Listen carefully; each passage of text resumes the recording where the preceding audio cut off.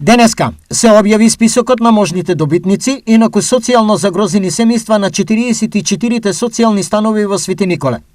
Министерот Благој Бачварски ја објасни на тамошната процедура за утврдување на конечната листа на добитниците. Комисијата за стамбени прашања од утре на терен ќе врши веродостојност на доставената документација и фактичка состојба.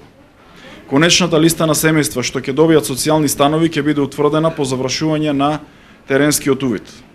Ова е доказ за нашата посветеност во обезбедување на достоинствени услови за живот и на најранливите категории на граѓани.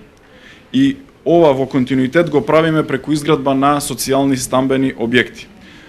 Во моментот се градат и дел од нив се веќе изградени, преку 860 стамбени единици во државата. Ова е прва зграда од ваков вид во Свети Николе, напомена директорот на Агенцијата за станување Зоран Ѓоргиев. Објектот се состои од приземје и 4 ката, со вкупна површина од 2000 метри квадратни и 48 стамбени единици.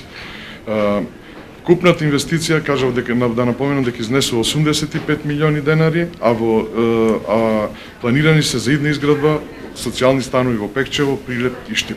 Оние кои се видоа на списокот не ја криеа радоста, што конечно нивното важно екзистенцијално прашање е решено. Да, на листата сме.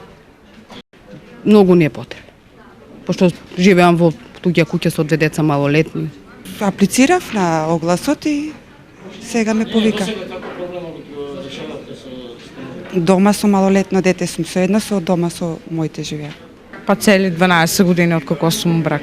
Годинава изградени се 4 вакви стамбени единици во 4 града, и тоа Пробиштип, Свети Николе, Гостивар и Виница. Во најава за наредната 2023 година е градба на уште 3 згради, поточно во Штип, Пекчево и Прилеп.